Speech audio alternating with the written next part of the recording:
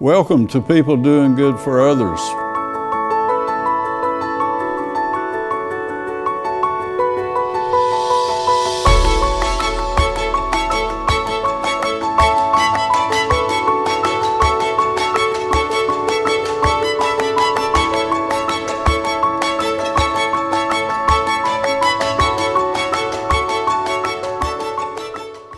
Welcome to People Doing Good for Others. We celebrate and honor and hold in the light those who are truly making significant contributions in our communities. I'm Gary York, and I'm grateful to be with you today. I want to thank Wilkes Communications, RiverStreet Network, and WIFM for this sponsorship. And again, thank you so much for being with us. Our featured guest today is the Reverend Sherrill Wellborn. He's been in the ministry mostly in Wilkes County for 54 years. He served the Lewis Fork Baptist Church for 41 years, and such a delightful, positive, he's a missionary. He's a person who's about doing good for others. So thank you for being with us, and good morning, my friend. Good morning, Gary. It's an honor to have you with us, and you are a recent inductee into the Wilkes County Hall of Fame. In fact, that's how we met Thursday night. So tell us about being so honored, if you will, Reverend. Well, it was a great honor. I appreciate those that had a part in nominating me and voting for me to become that. And I thoroughly enjoyed Thursday night when we were inducted with the others, and we just had a good meal and a good time there that night. Isn't it amazing that a community, Wilkes and Wilkes County, North Wilkesboro, could have 400 people about come together there to celebrate people who are truly making a difference in our communities? It's just overwhelming that the kind of a feeling of community. Yes. And wanting to be together and how we were able to celebrate. I was just amazed that many come together. It was great. It was really a wonderful service there that night. Tell us about being called to notify you that you were going to be inducted. Well, a person had called me one day and asked me questions about my ministry, and I answered those. I wondered after I hung up, why is he asking me those questions? And I didn't know what was going on. I did not. And then the next thing I knew, I had a call from Keith Miller saying that I had been chosen. And then a little while later, I had one from Shana Williams, who is on the board also. And she said I had been inducted into that. And then Barbara Davis and Jan Burgess, sisters, Jan works at the Stone Center, and they had also let me know about it. So one didn't know the other one had told me, and so I heard about it about 3 different ways there. Yeah. And tell us about your family, folks that were there with you. I got some great pictures of that, the pre, if you will, kind of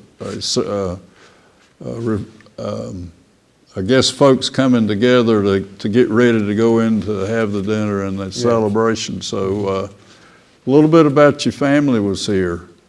Okay, my wife Mary, of course, and we've been married 59 years. And my son David, he's pastor here in Wilkes County at Fishing Creek Arbor Baptist Church. He's been there for 21 years, maybe 22 now.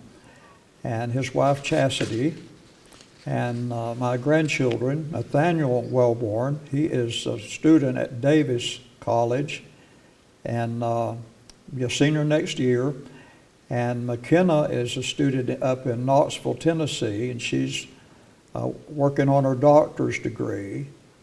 And then, of course, several friends from other places was there also that night.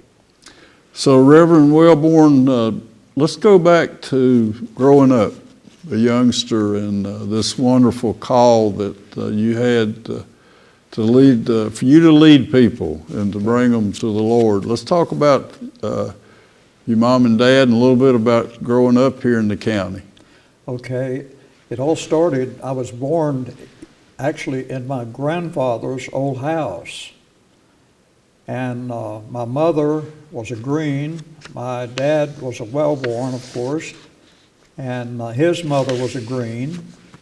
So I say I'm about 3/4 Green and about 1/4 Wellborn, I guess.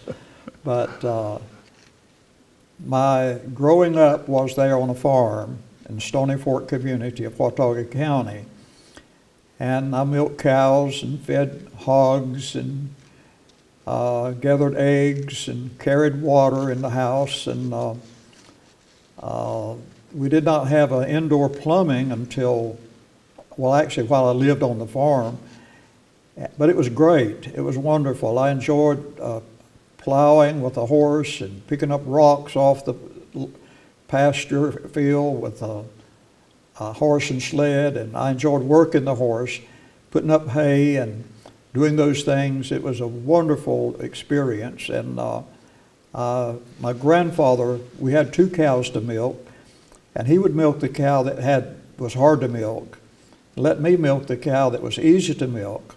And I was anxious to be able to start doing that even as a little boy, and continued that as long as we were there on the farm.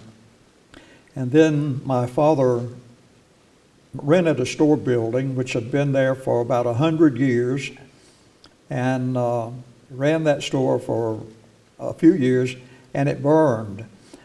So he had a lot across the road from it he bought and built a building there. And of course the bottom part of it was a store building, and the top part is where we lived. And it was actually the nicest house we'd ever lived in. Only one we ever had that had a bathroom in it. So that was a great thing. Yeah. And we lived there until after Mary and I was married, and we built a house about 100 yards out the road there, and lived there for about 5 years. And Louis Fork Church called me for a full-time pastor, and we moved down there to the parsonage. How about the calling the night that you were saved that started you in this wonderful journey, if you will? Oh yes, okay. This was in July. Actually, well, August is when I was saved, the month of August in 1956. And then it was July the 25th of 1965 that I announced my call to preach. I had been running from that call for about 2 or 3 years. Go a little bit deeper into that, running from it. Tell us about All right. How does that work? Okay. Actually, when I began to feel that call to preach, I was so bashful and so backward. I just did not think I could possibly do it. And I tried to teach the youth Sunday school at church, but I was so nervous doing that, I just felt like so insecurity was holding you back a little. That was a big thing holding me back. And after we were married, I had not met my father-in-law, and my wife wanted to go see him. So we went to Florida, Miami, Florida. And I thought, well, I'll get away from my church and people here, and that call that I'm feeling, maybe it'll not be so strong. So went to Miami, Florida, and I tell people I didn't get on a boat and be swallowed by a fish, but I did run as far as I could go on land. And after living there for 3 months, both my wife and I got a job there and worked, and that call was still there as well. So I came back home. And of course, by this time we had lost what we had. We had a car that we had to let go back, and didn't have a job for a little while. And finally, when I wound up getting a job and things began to roll again, later that call was coming stronger and stronger all the time. And that was July the 25th, 1965, that I answered that call. And my pastor and a visiting preacher, who was Amos Combs, he's still living. Pastor Vestal Moore has gone on to heaven now. But that night, my dad did not open the store on Sunday, but he did at Sunday night after church for the preachers to have cheese and cracker and so forth. So that night they were having a big time talking and eating cheese and cracker, and started to leave, and I told the pastor, I said, "Preacher, I've got to have some help. I can't go any further." And he said, "I know what's wrong with you." I said, "Let's go back up to the church and pray." So the visiting preacher and pastor and myself went back up to the church, and this was about probably 9 o'clock now. So we prayed and prayed, and it was about 11 o'clock that I surrendered to preach. And I said that night, I remember so well even till this day, 54 years later, "Lord, if you've got a little church back in the mountains somewhere nobody else won't go to, I'll go there. And I'd like to preach in revivals if you have open doors for that." Oh, my goodness. So anyway, on the second Sunday night in August, which was 2 weeks after I announced my call to preach, I preached the first message. I was really scared. I got up in the pulpit, my knees were weak, and I just felt trembly, and I started reading the scripture, and I just started feeling the strength coming. And as I began to preach, I was so inadequate, I thought, but as I began to preach the message, I was awkward in doing so, but I said at one point, I could fight a lion or a bear tonight. And my grandfather was sitting on the front pew, and he laughed, and I remember those things so well. And after the service that night, preacher John R. Green came to me and he said, "Sherrill, I want you to help me in a revival meeting." And I said, "John, I don't know how to preach revival. I don't even know how to preach." He said, "Yes, the Lord's laid you on my heart, and I want you to help me in revival at Doe Ridge, a little church up in the mountains. Still had the old oil lamp up on the wall." So I went there and preached in that revival and thoroughly enjoyed it. I felt like I'd probably struck out about every night, but this elderly man came to me one night and he said, "Here's $5 for that good message." And I said, "No, brother, I can't take that." And he said, "Yes, you can." And I said, "No, I can't do that." So he just pushed it on me and said, "Yes, you will."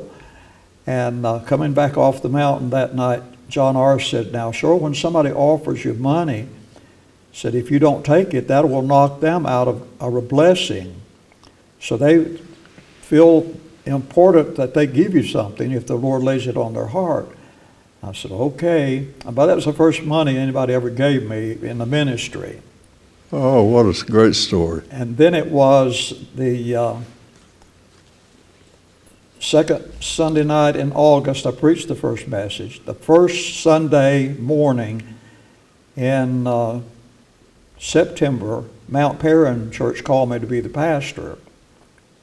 That afternoon, Mr. Russell Watson, who is chairman of deacons, and by the way, he was Doc Watson's brother, and he came to my house that afternoon and said, "Sherrill, we called you for our pastor today." Said every little boy and girl even stood up and voted for you. And I said, "Well, Brother Russell, I'll pray about it. I don't know. I'll pray about it." I said, "Give me 2 weeks and I'll let you know." So I prayed about it and the Lord led me to go. Well, it was the last Sunday in September, which was 2 weeks later, that Mount View called me to be the pastor. And of course, they were part-time churches, and I had a full-time job. I was selling candy for Tom's Candy Company. And so I took Mount View Church, had Mount Perrin Church, and then one of the deacons came to me about a year later from Stony Fort Church and said, Sherrill, we're having some problem, and I believe you can help us. You've got family on both sides. If you'll help us for a while, I believe we can stay together. I said, okay. I prayed about that, and I went to the church, and we didn't accomplish much, but at least we stayed together. We did have some baptizings, and things went quite well. And I resigned, and then Mount Zion Pulpit Committee came and asked me what I was going to do with that time, and I said, well, I was going to give it to the other churches. They said, would you consider coming to Mount Zion? I said, well, there again, I'll pray about it. The Lord leads. So I did, wound up going there and stayed there a couple of years. And then Lewis Fort called me to be the full-time pastor. 41 years. Yeah, I was there 41 years. Yeah. Tell us, where is Lewis Fork? So there. That's west of Wilkesboro on 421. It's about 11 miles from here. 12 miles from here, I guess. City limits about 11 miles. And we were there for all those 41 years, had a great time. Remodeled, extended the building 2 or 3 different times, added a little.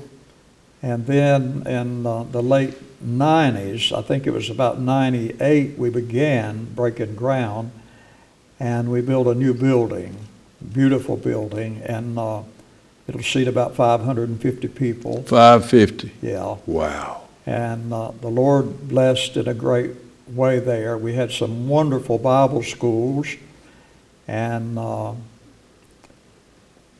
one interesting story maybe. Good. We had 2 vans. We bought 2 new vans because our old station wagons that we had broke down on the road, and I told our deacons, I said, we need to do better than this.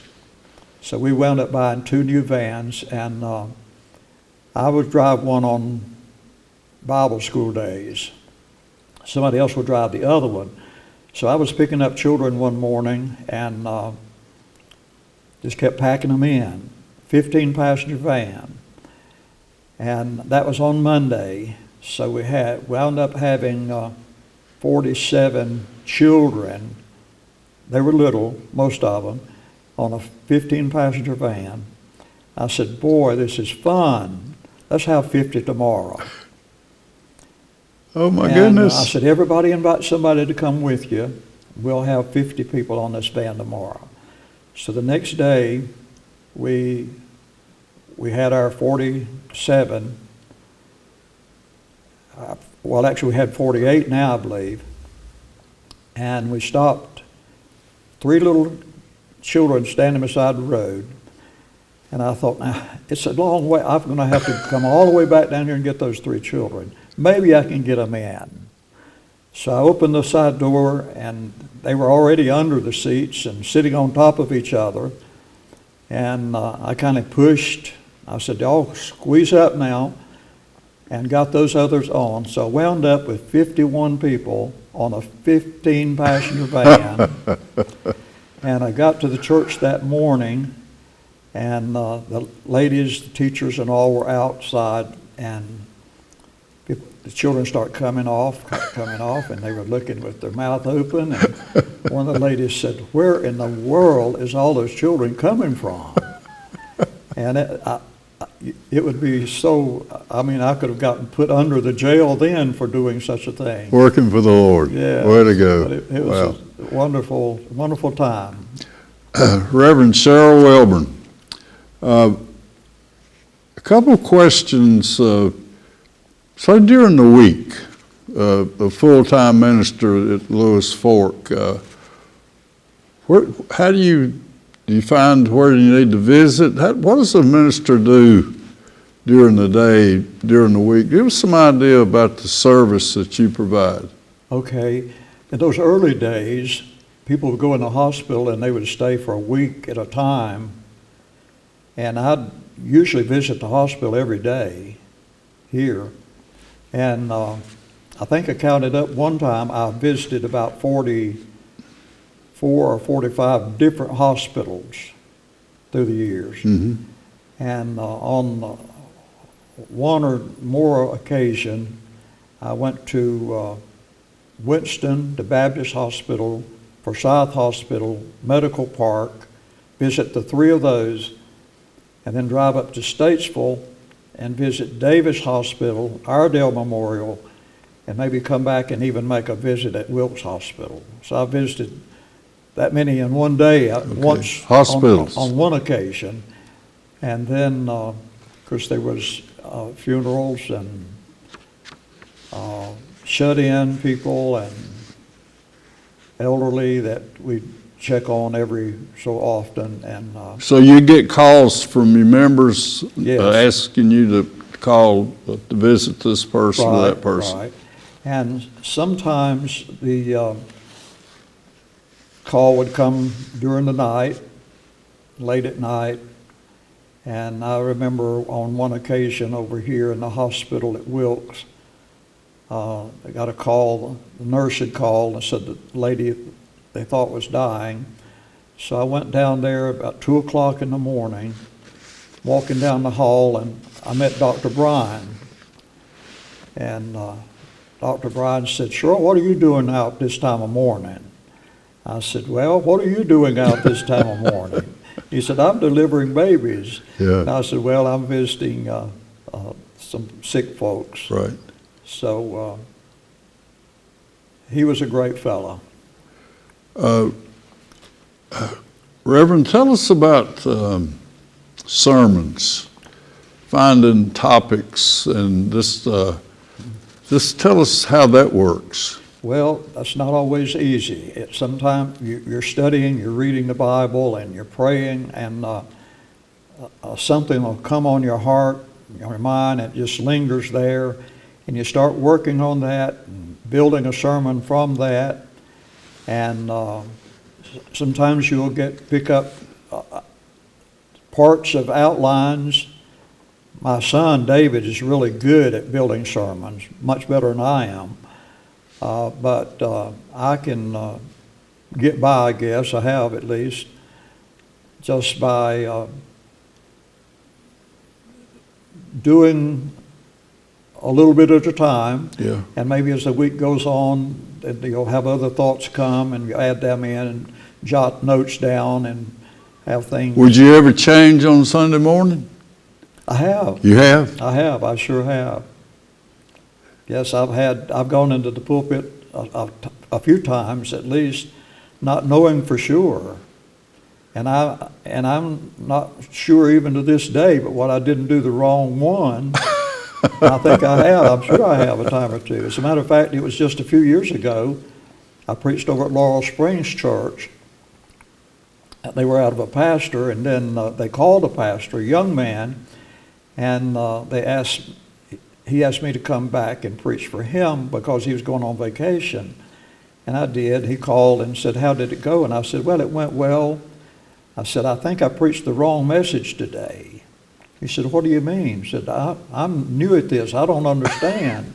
And I said, "Well, I had a couple of messages on my mind, and I had the outlines in my Bible, and I think I did the wrong one." And he said, "Okay." Reverend Sherrill Wellborn. Now I want you to talk about some of the keys to a successful church. We talked about, I'd like for you to just, a lot of folks might not have realized some of the things that need to be keys in keeping a very vital community if you go in. Tell us some of the folks that contribute that really help out in the church. Okay, we have, of course, in the Baptist church we have deacons, and some Baptist churches have elders. And actually we wound up with some elders. That was our older deacons, and we just kind of say, well, let the younger guys do the ministry, visit, do the things out there, and the older guys kind of an honorary position and make them elders. And scripturally, the elders is the one that, when one is sick, the Bible said to call for the elders of the church and let them pray over them and anoint them with oil. So the elders have that responsibility, and the deacons, the responsibility of visiting the shut-in and the widows and orphans, as the Bible says. Yeah. So by working together, and I used to tell our deacons before we'd have a deacons meeting, I said, fellows, we'll have to agree what we on before we take it to the church. We'd have a business meeting once a month. And I said, the deacons got to agree on this before we present it to the church. And we did that, and it went smooth. Lewis Fork, as far as I know, have never had a split in the church. And it's... Tell us about the history of it. Okay. You think it's maybe the third oldest in the county? Or? I expect it is. Lewis Fork was established in 1792 while George Washington was president. And that was pioneer days. I mean, that was really... Sure it was. Pioneer days. And it was started in a little log building, and they had school in that building also. In 1792, the church was started. 1892, they started what they called at that time a Sabbath school, which is Sunday school. So 100 years later is when they started Sunday school. And I noticed in the minutes there was a Wellborn who had pastored there in the 1800s. And I didn't know until not many years ago, he was my great-great-uncle. Wow. And according to the history, he lived at Boomer, and he forded the river, came to Lewis Fork and preached once a month. And he was there for about 14 or 15 years. And there was a lady, Elvira Triplett, knitted him a pair of socks each year and gave to him, and that was what he got for his preaching. Compensation. Pair of socks. Wow. Yeah. How about that? So it has a great history. Lewis Fork has been a good How church. interesting for you to be with us today. It's just quite amazing to me to learn these things. 1792. Yes. George Washington. Right. Wow. Reverend Wellborn, let's talk about the revivals and the baptisms, and just you were talking about some of the numbers. Let people just hear these numbers that we shared with me earlier today. Okay. Well, revival time was real wonderful times for us. Our first revival there at Lewis Fork, I had Preacher James Lockey from Lenore preached for us. And there was people who we invited and tried to get them to come to revival, and they said, well, maybe we won't come this week, but we'll come later and hear you preach. And I said, well, now you'll hear some good preaching if you come this week. If you wait, it won't be so good. I said, we'll take a chance on it. So anyway, on the Sunday after revival, we had people saved, a bunch of people saved that Sunday morning. And they were lined up all the way across the front, down each side aisle. And I think altogether there was maybe 40 people who had joined and been to be baptized. And anyway, it went on from there, and revivals was just great times. Yeah. We had preachers like W.T. Furr from Elkin, and Preacher Wallace from High Point, and Kenneth Riding, who is president of Fruitland Bible Institute, preached for us 2 or 3 times, and just had some great revival meetings. Yeah. I want to again thank our sponsors, Wilkes Communications, RiverStreet, and WIFM, and what an honor to have you with us today. Honor to be here. And I hope that your sharing will just lift the spirits of people as it has for me today. And I shall always treasure the special moments. And thank you for being here. Sure. And I haven't done any of this. It's been the Lord. It Work of the certainly hasn't Lord. been me. Yeah. And I give all the credit to Him. And you answered the call. Yes. Thank you, friends, for being with us today. The Reverend Sherrill Wellborn, 41 years at Lewis Fork Baptist Church, 54 years in the ministry, a recent inductee into the Wilkes Hall of Fame, and what a wonderful experience we've had today. And thank you for being with us. And the door will always be open here for you, and what an honor to have you. God bless you. Thank you so much, Gary. God bless you. Thank you, my friend.